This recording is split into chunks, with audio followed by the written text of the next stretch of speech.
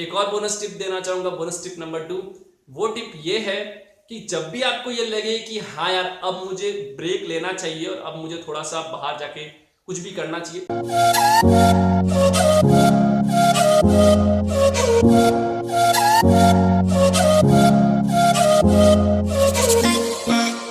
Welcome to the real talk session of the marine wells. और यहाँ पे बात करने वाले हैं सिर्फ आप और मैं।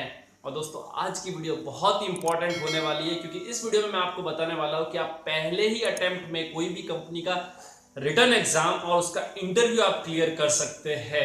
दोस्तों अगर आप इंटरेस्टेड है तो इस वीडियो को पूरी देखना, क्योंकि पूरी देखने के बाद में आपको एक्चुअल नॉलेज हो जाएगा कि कैसे ये कंप्लीट प्रोसेस को सीखा जाता है, कैसे हम पहले ही अटेम्प्ट में कोई भी कंपनी का रिटन एग्जाम और उसका इंटरव्यू हम क्लियर कर सकते हैं। और अगर आप इंटरेस्टेड नहीं है तो बिल्कुल आप बैक जा सकते हैं।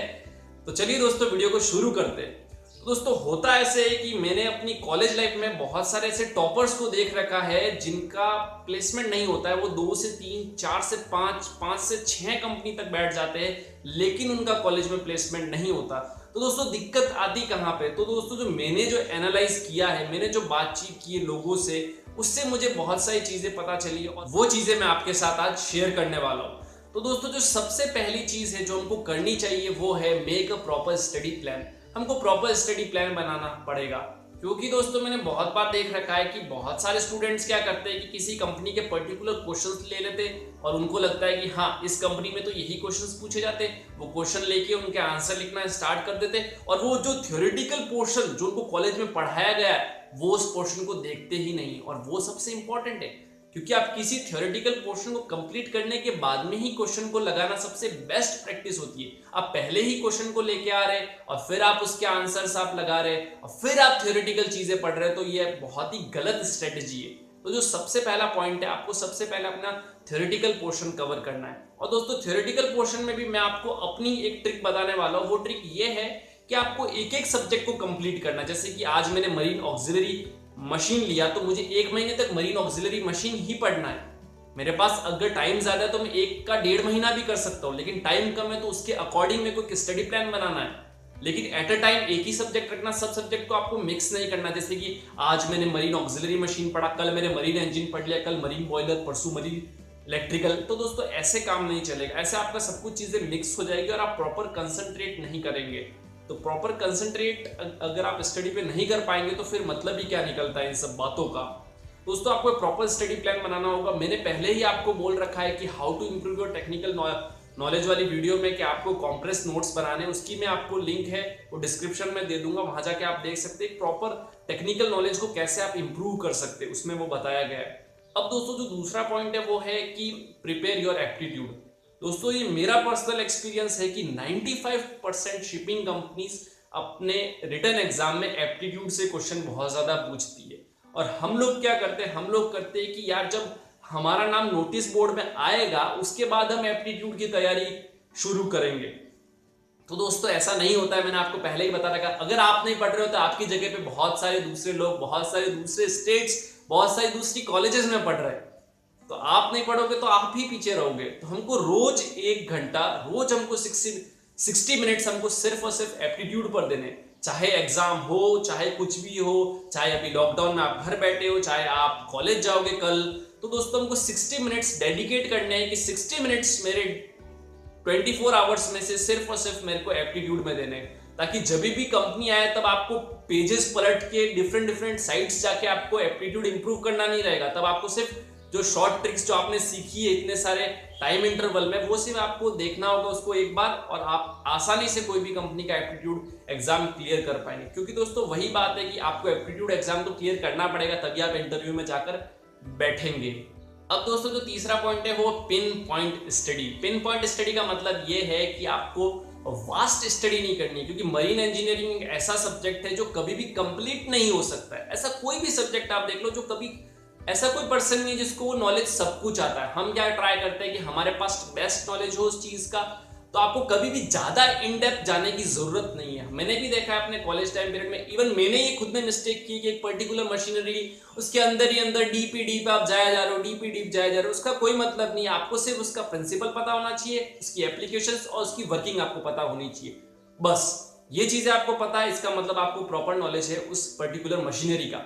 अगर फिर आप इन डेप्थ जाते हो तो इससे आपका ही दिमाग खराब होगा, आपको आंसर्स नहीं मिलेंगे और आपके लिए और बहुत ज़्यादा प्रॉब्लम आएगी इस पर्टिकुलर मशीनरी को पढ़ने के लिए।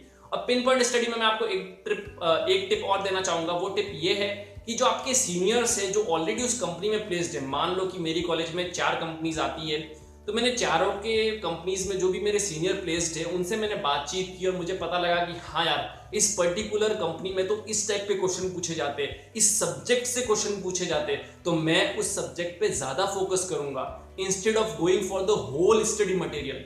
मैं सब स्टडी मटेरियल को कवर करने के जगह पर मैं उस पर्टिकुलर सब्जेक्ट पे ज्यादा फोकस करूंगा और बाकी सब्जेक्ट में मैं पढ़ूंगा बिल्कुल, लेकिन उस सब्जेक्ट को थोड़ा कम पढ़ूंगा।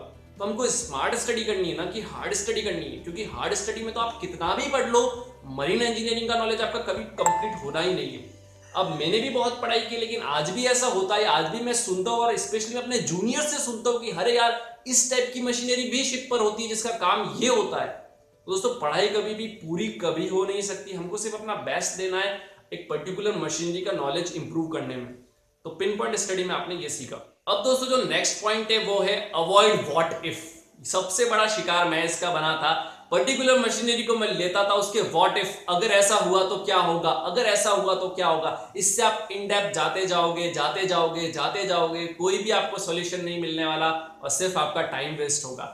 मैं ऐसा नहीं कह रहा हूं कि आपको इन व्हाट इफ क्वेश्चंस में नहीं जाना चाहिए, आपको बिल्कुल जाना चाहिए, लेकिन एक बार आपको सब कुछ कवर करने के बाद में आपको पता चल चुका है कि मेरा जो सिलेबस है किसी भी पर्टिकुलर शिपिंग कंपनी के इंटरव्यू के लिए, वो मेरा कंप्लीट हो चुका है, मतलब मुझे आता है बेसिक। तो अब आप व्हाट इफ क्वेश्चंस में जाइए। हम क्या करते हैं, पर्टिकुलर एक मशीनरी को आज ही मैंने पढ़ना स्टार्ट किया जिसका नाम है मेन एयर कॉम्प्रेसर, और उसी में मेरा 1 महीना चला गया कि व्हाट इफ अगर अनलोडर ऐसे हुआ, अगर वो हुआ, अगर ये हुआ, अगर सक्शन वाल्व इतने हाइट से लिफ्ट किया।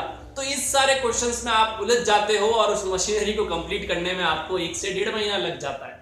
तो बहुत बड़ी गलती कर रहे हैं। व्हाट इफ वाले जो क्वेश्चंस है वो हमको सबसे लास्ट में करने, बिल्कुल जब हमारा कंप्लीट सिलेबस हो जाए तब आप बिल्कुल व्हाट इफ वाले क्वेश्चन कर सकते हो। तो ये आपको प्रॉपर स्ट्रेटजी फॉलो करनी है, तो आप बिल्कुल ही अपने फर्स्ट अटेम्प्ट में कोई भी शिपिंग कंपनी का इंटरव्यू क्लियर कर सकते हो। अब जो दोस्तों आपको बोनस टिप देने वाला हूं, वो बोनस टिप ये है कि हमको कभी भी जो हम जहां पर बैठ के पढ़ाई करते हैं ना, वहां वो वाली प्लेस हमको हमेशा फिक्स रखनी चाहिए, हमको प्लेस चेंज नहीं करनी चाहिए। जैसे कि मैं अगर प्रैक्टिकल और टिपिकल अगर आपको एग्जांपल दूं, तो मेरे जो हॉस्टल का जो रूम है वहां पर हम कभी कभी चेयर पे बैठ के भी पढ़ते, कभी हम बेड पे बैठ के भी पढ़ते नहीं। तो आपको अपना माइंडसेट बनाना है एक पर्टिकुलर प्लेस का कि हाँ, मैं आज से टेबल पर बैठकर ही पढ़ूंगा। तो दोस्तों, साइकोलॉजी ऐसा कहती है कि अगर आप एक ही जगह पर बैठ के कंटिन्यूस पढ़ते हैं बहुत लंबे टाइम पीरियड तक, लंबे टाइम पीरियड का मतलब ये नहीं 24 घंटा एक साथ में, मतलब आप 2-3 महीने तक अपनी प्लेस चेंज नहीं करते हैं, तो आपका कंसंट्रेशन उस प्लेस पर बना हुआ रहता है और आप चीज बहुत आसानी से सीख जाते हैं। अब दोस्तों, एक और बोनस टिप देना चाहूंगा, बोनस टिप नंबर 2।